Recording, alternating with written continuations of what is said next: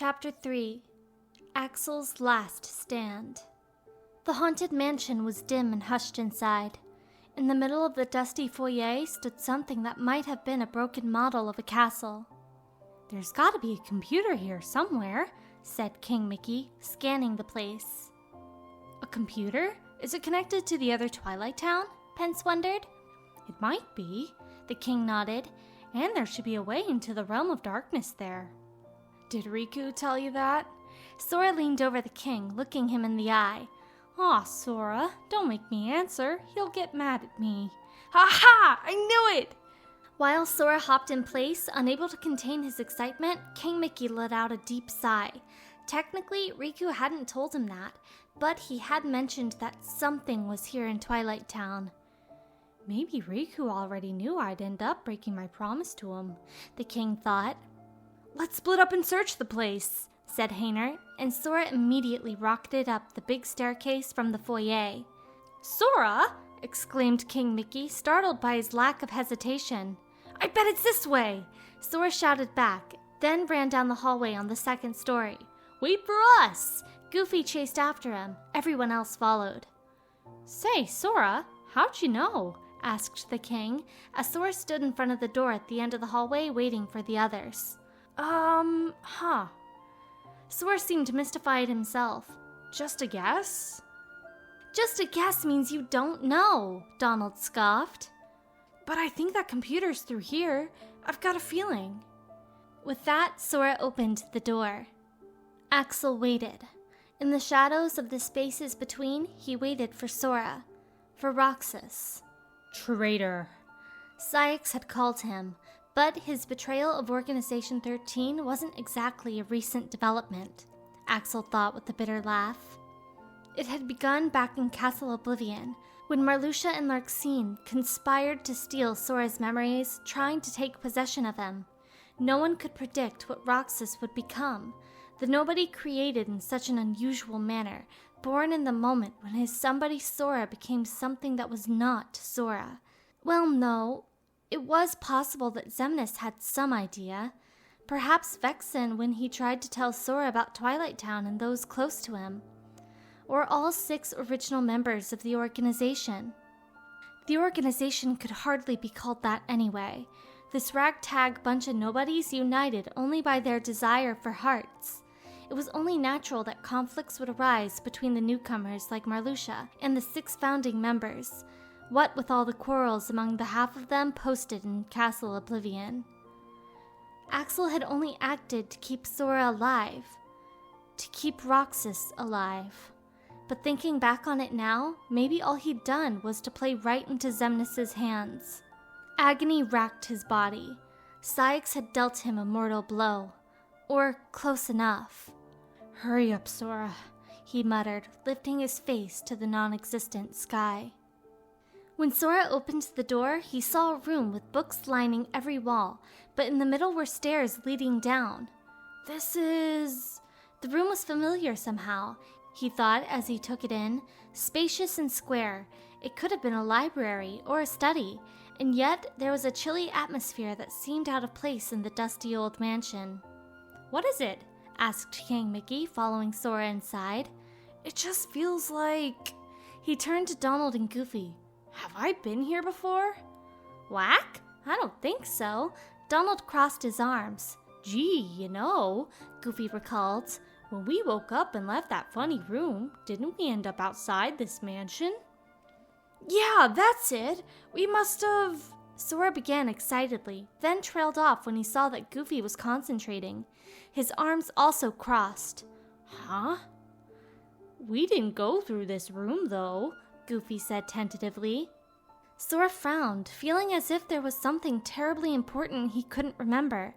"But I just know. In here." "Maybe he came here while you were asleep," said the king. The trio looked at him. "While I was asleep?" Sora focused harder on his thoughts. He didn't know what it could be, but he felt something was important. Something so frustrating and sad. What was it? Hayner was done listening patiently. He shoved himself into the conversation among King Mickey and the trio. "Look, I get that things are weird in here, but shouldn't we be trying to help Kairi?" Yeah, you're right. Sora nodded and descended the stairs in the middle of the room, opening the door at the bottom. Kairi sat on the floor, hugging her knees to her chest, and Pluto licked her face. Do you think Axel's okay? She wondered. Pluto's reply was a whimper. She hid her face in her knees. They are going to help me. Axel, Sora and Riku, all of them. But why are they keeping me here? I've seen Axel get hurt twice for my sake, and I couldn't do anything. Axel saved me so many times, but I can't help him. So many times? Kairi caught herself. She'd only met him twice. Once when the other man had kidnapped her, and just now. So why did she get the feeling that he'd helped her more times than that? In the room through this door, they'd found a sizable computer set up. This is it! King Mickey scurried over to it. Donald stared dubiously in the direction of the keyboard. How's it work? I got this, said Pence, who had been mostly silent until now. He ambled over to the terminal and began poking around. Hey, Sora, Goofy murmured, leaning close to him. What? Doesn't this computer kind of look like the one in Hollow Bastion? Donald nodded, emphatically agreeing. Does it? Sora cocked his head. Pence was already busy typing. Uh-oh. Seeing his expression, Hayner came closer. What's wrong? I can't go any further without a password. Stumped, Pence gestured at the screen in frustration. King Mickey, watching Pence's work intently, turned to the trio. Any ideas what it would be, fellas? Sora! Donald! Goofy! They gave their names in order, which would be the same as the password for the computer in Hollow Bastion, or rather, in Radiant Garden. Nope, that's not it. Pence shook his head.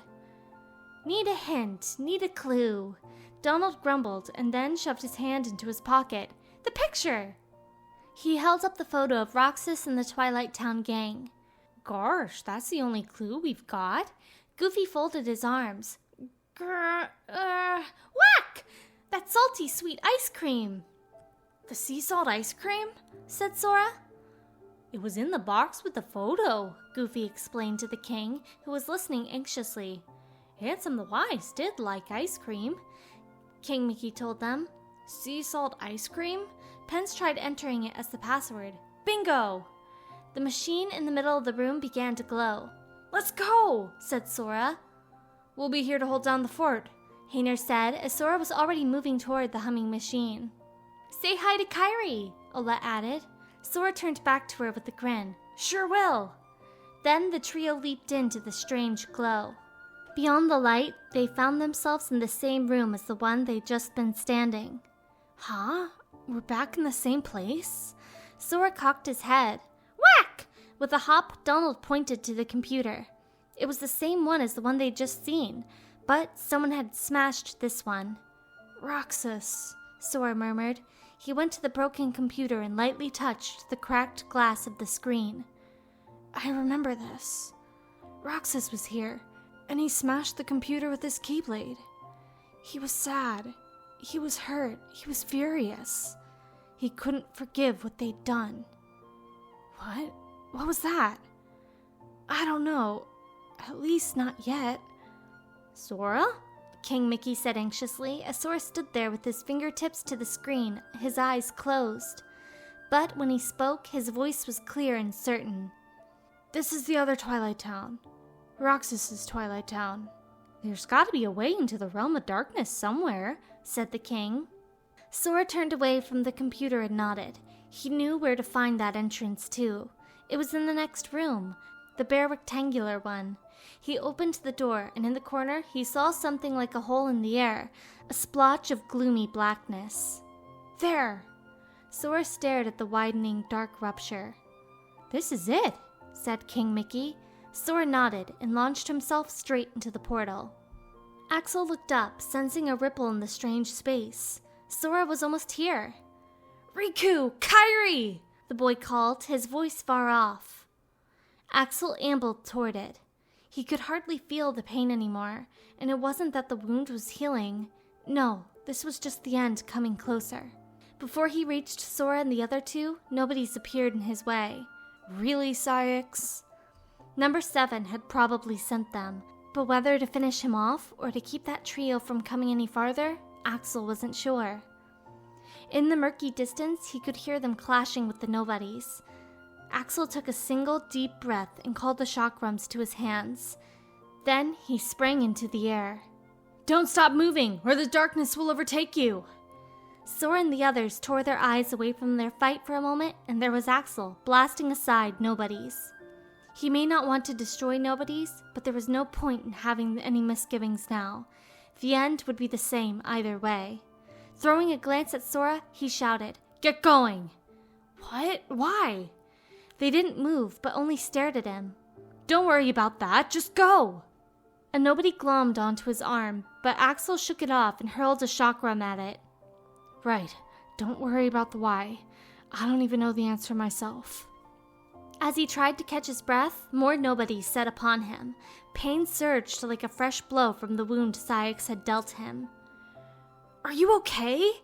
Beating back the nobodies, Sora ran to him where he'd fallen. Axel looked up at Sora.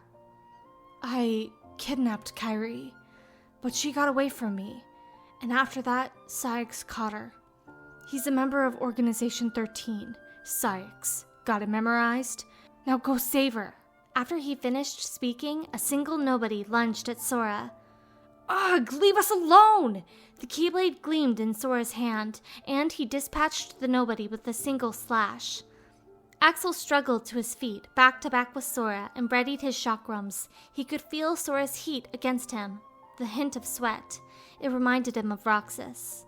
Sora leaped back into the fight.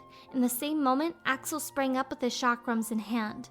Donald cast a barrage of spells, and Goofy ran to and fro, bashing at the nobodies. But no matter how many they eliminated, more nobodies poured out as if from some inexhaustible source. Axel could remember fighting like this beside Roxas. He wanted to fight that way again. He wished they had talked more. About lots of things. About nothing. He wanted to talk to his friend again. But why do I feel this way if nobodies have no hearts? His time was running out, thanks to Saïx. He could hardly move anymore. "Think I liked it better when they were on my side," Axel remarked with half a grin. Sora noticed the expression and smiled back. "So, you learned your lesson?" "What lesson?" Axel shot him a look. "I can handle these things. Watch this!" There was no longer any need for hesitation, or escape, or uncertainty. Everything was for Sora, for Roxas, for all of them. With a running leap, Axel plunged into the nobody horde. Nobodies were supposed to disappear, to go back to where they'd come from. Where they come from. Where we belong. Axel hoped that was with Sora. With Roxas. He spread his arms wide and turned his face upward. "Last of your strength. Give it to me.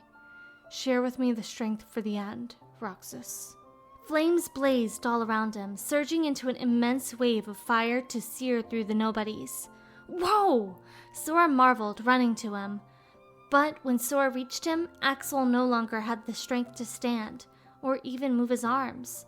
Tiny flames smoldered in the air, more like dying embers. "You're fading away." Sora knelt down to peer anxiously into his eyes. "Well, yeah. That's what happens when you throw your whole being into an attack. Didn't have any better ideas." A smirk curled one corner of Axel's mouth as he looked up at Sora, or tried. His sight was already going dark. "Not that a nobody like me really has a being to speak of. But never mind. Look, go find Kairi, okay?" Sora was fixed on him, barely blinking. "Oh yeah, almost forgot," said Axel. "I'm sorry for what I did to her."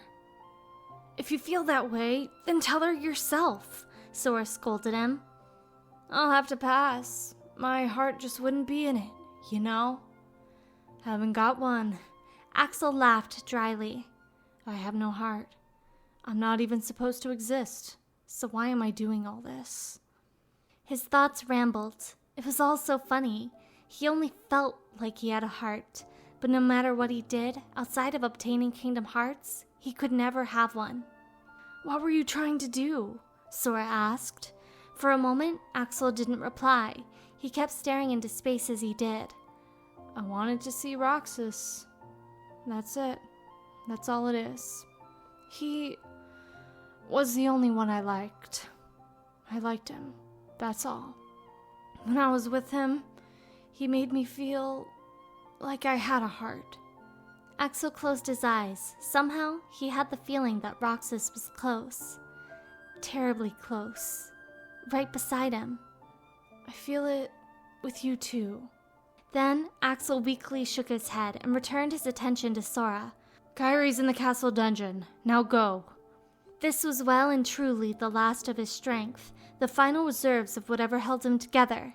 Axel lifted his hand and opened a portal to the corridors of darkness. Axel, he heard Sora saying, and all the strength fled from his body. If I wake up, I hope I can see Roxas. I just want to see him again. No, I know I will.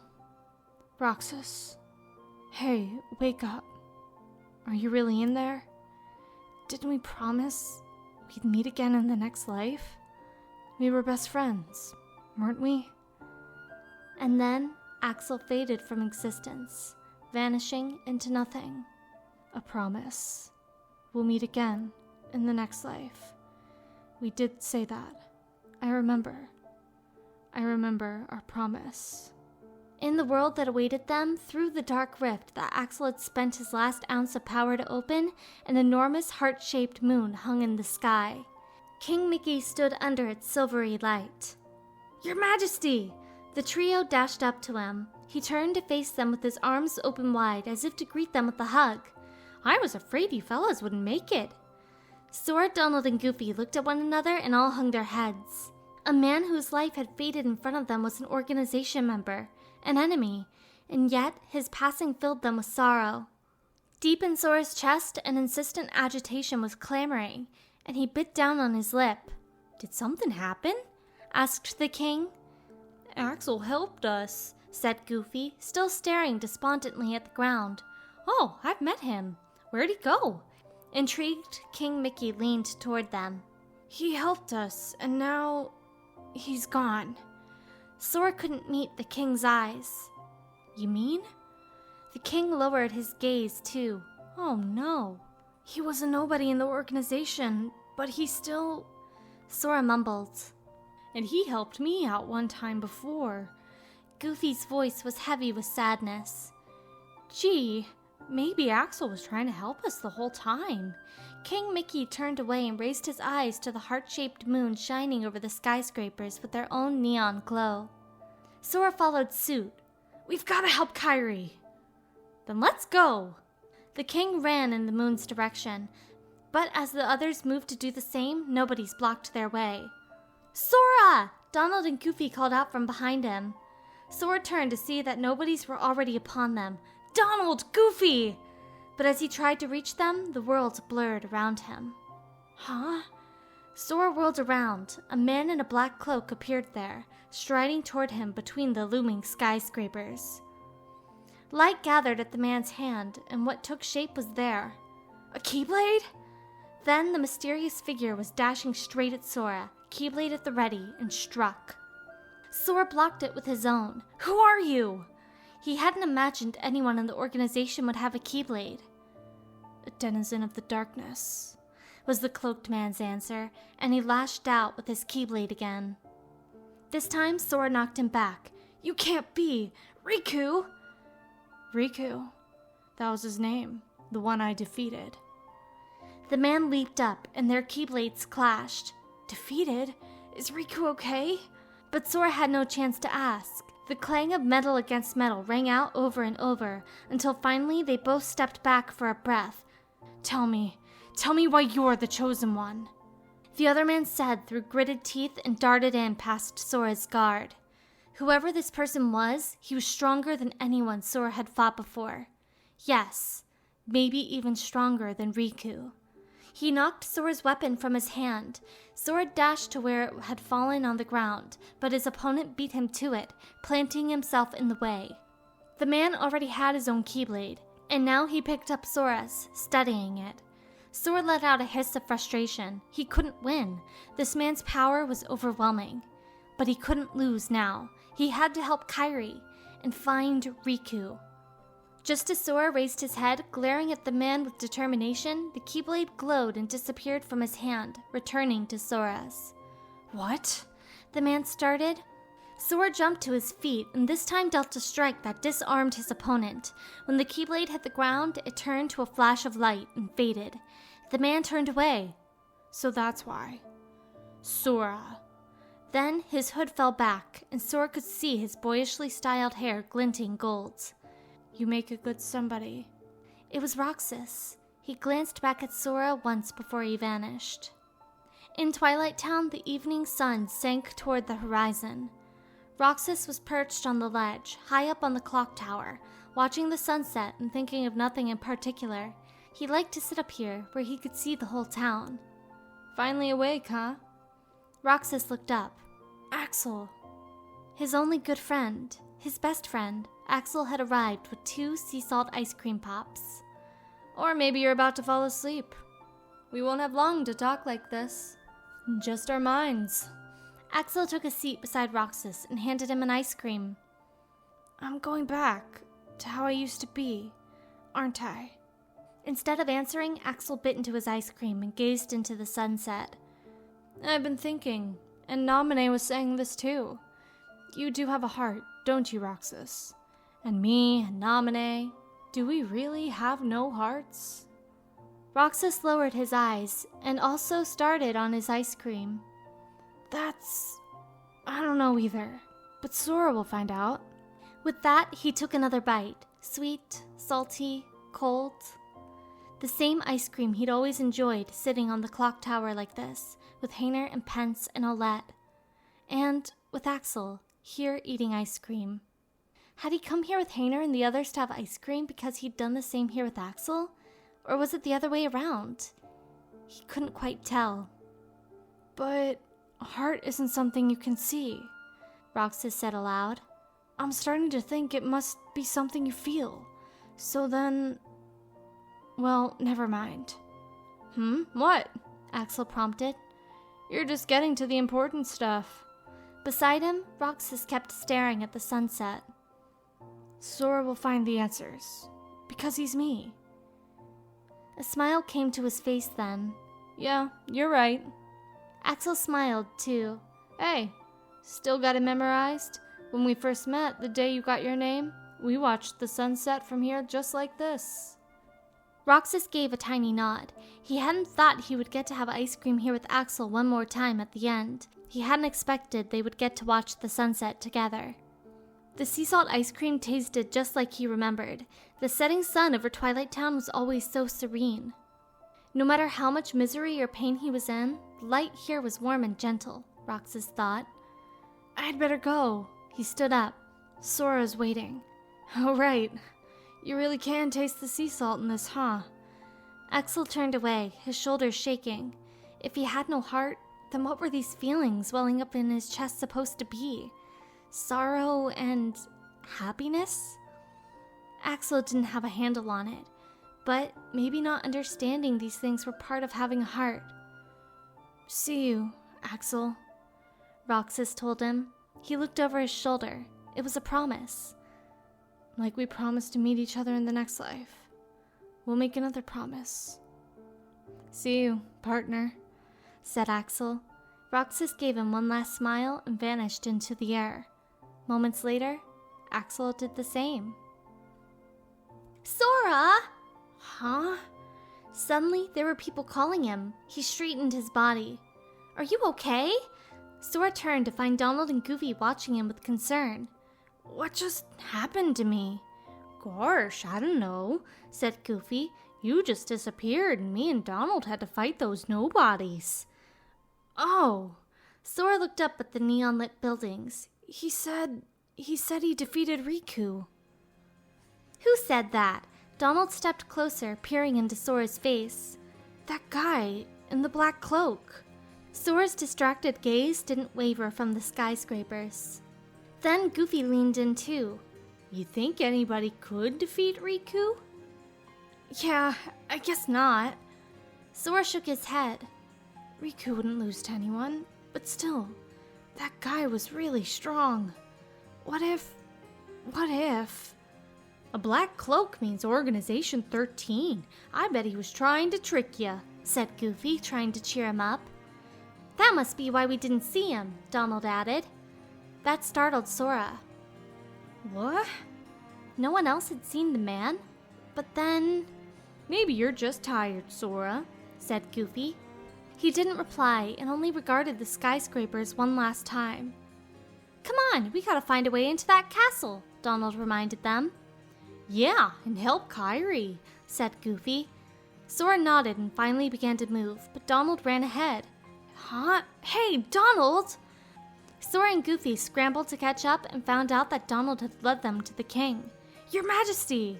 King Mickey was standing at the edge of a cliff, where the road between the skyscrapers simply ended. Beyond it, right beneath the heart-shaped moon, floated an enormous castle. Dead end? Sora observed the far-off castle. King Mickey squinted resolutely in the same direction. There's gotta be a path somewhere. Somewhere deep in the castle, looming over Sora and his friends, was Kairi, with Pluto sitting protectively by her side. What can I possibly do? She started at the sound of footsteps approaching. Through the bars of the cage, she saw Saïx. What are you going to do with us? She demanded. Saïx narrowed his eyes. You are the fire that feeds Sora's anger.